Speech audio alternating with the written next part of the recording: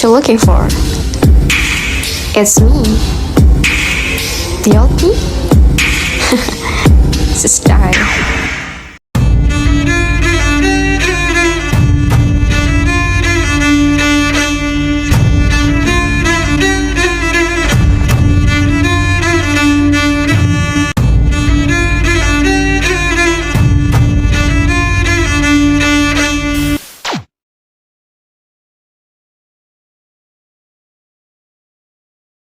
Assalamualaikum warahmatullahi wabarakatuh.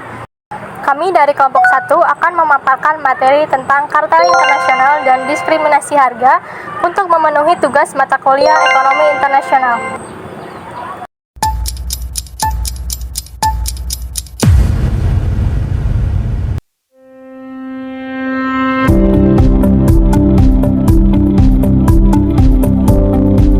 Kartel internasional adalah perjanjian formal antara perusahaan dan beberapa negara untuk membagi pasar atau mengurangi persaingan di antara mereka.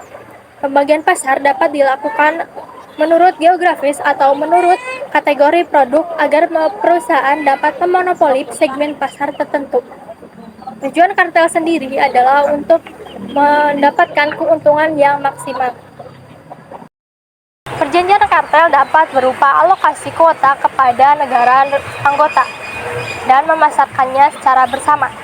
Misalnya, beberapa negara membuat satu lembaga untuk mengatur kuota produk dan memasarkannya secara bersama.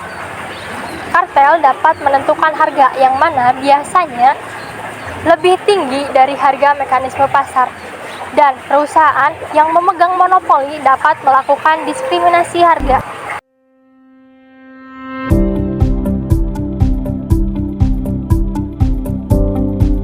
Jenis kartel. Yang pertama, kartel daerah.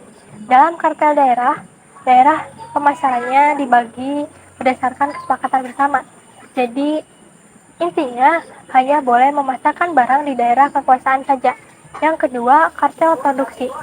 Dalam model kartel produksi, perusahaan-perusahaan yang terlibat mengadakan perjanjian untuk menemukan luas produknya masing-masing.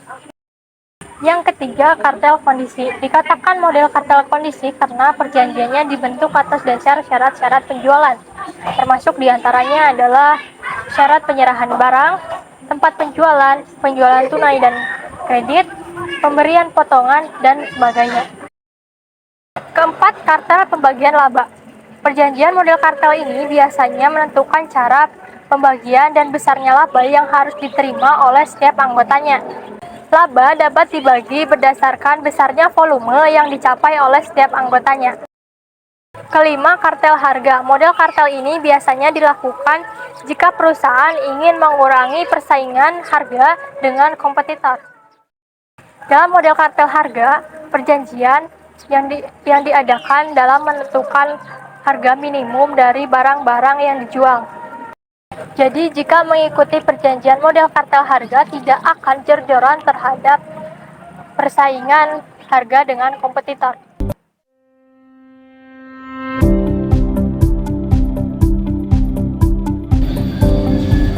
Keuntungan kartel. Yang pertama, dapat melakukan rasionalisasi. Yang kedua, mempunyai hubungan baik dalam menghadapi persaingan karena mampu mengendalikan harga. Yang ketiga, resiko penjualan barang-barang yang dihasilkan dan resiko kapital para anggota dapat diminimalkan, baik produksi maupun penjualan dapat diatasi dan dijamin jumlahnya. Yang keempat, hubungan perburuhan dan manajemen personalia mungkin akan lebih tenang karena ketegangan-ketegangan yang disebabkan oleh tuntutan upah atau para tenaga kerja dapat lebih mudah diatur dan dikabulkan oleh pengusaha atau manajemen.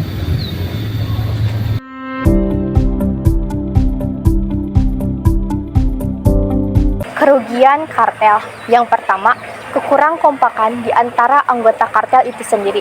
Adanya anggota kartel yang berbuat curang untuk mendapatkan keuntungan, misalnya dengan melakukan penurunan harga. Yang kedua, adanya perbedaan biaya di antara anggota. Dalam kehidupan masyarakat luas, kartel dianggap sebagai sesuatu yang dapat merugikan masyarakat.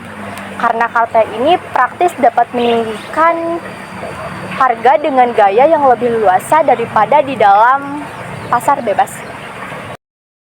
Yang ketiga, terjadinya praktek monopoli. Secara makro mengakibatkan inefisiensi alokasi sumber daya yang dicerminkan dengan timbulnya bobot kilang. Umumnya disebabkan oleh praktek produsen yang biasa dipraktekkan oleh perusahaan monopoli untuk menjaga harga-harga agar tetap tinggi. Yang keempat, kehilangan pilihan harga, kualitas yang bersaing, dan layanan purna jual yang baik bagi konsumen.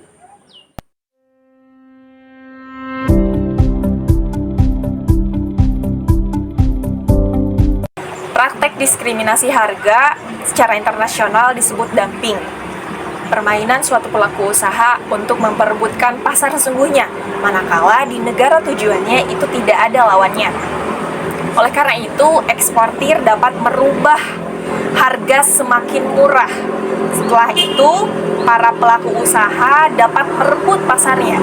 Dan kemudian, para pelaku usaha juga dapat menaikkan harganya kembali. Diskriminasi harga itu dapat mempengaruhi pada permintaan. Permintaan di luar negeri itu lebih elastis dibanding dengan permintaan dalam negeri. Kenapa elastis? Elastis di sini maksudnya kepekaan atau respon terhadap perubahan harga. Pasar dalam negeri itu tidak sensitif terhadap perubahan harga. Berbeda dengan pasar luar negeri yang sangat sensitif terhadap perubahan harga walaupun perubahan harganya itu sangat sedikit. Perubahan harga itu dapat mempengaruhi permintaan yang cukup besar. Oleh karena itu, para pelaku internasional mendesain diskriminasi harga yang sering kita kenal dalam bentuk dumping. Terus, maksimasi laba itu dapat dicapai apabila harga ekspor itu lebih tinggi dibanding marginal cost, atau ketika suatu pelaku usaha itu mendapatkan laba yang lebih sedikit tetapi dengan menjual ke luar negeri dalam ukuran yang lebih banyak.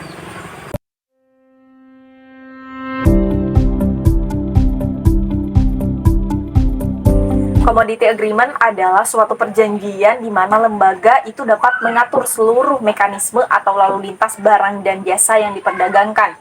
Produsen yang menghadapi elastisitas penawaran atau permintaan yang rendah itu dapat melindungi dirinya dari penurunan harga, sehingga akan membatasi jumlah produk yang ditawarkan. Dan para produsen itu dapat melakukan perjanjian dengan produsen di negara lain. Perjanjian dapat diselenggarakan sendiri oleh produsennya secara langsung atau dengan pemerintah dengan negara produsennya tersebut. Perjanjian oleh swasta dalam bentuk kartel itu dengan cara membentuk suatu lembaga untuk menentukan alokasi kuota setiap anggotanya. Kelebihan dari produksi itu dapat ditampung oleh lembaga tersebut yang telah dibentuk, yang nantinya akan berguna untuk menstabilkan harga.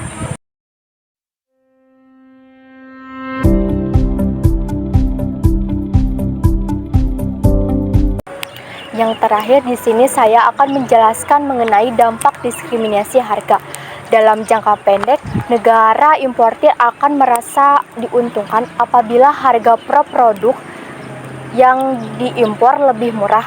Yang kedua, dalam jangka panjang, perusahaan eksportir akan menaikkan harga apabila berhasil merebut pasar. Yang ketiga, industri yang sama di negara importir akan kalah bersaing dengan produk impor. Sekian yang dapat kami sampaikan. Mohon maaf bila banyak kesalahan. Wassalamualaikum warahmatullahi wabarakatuh.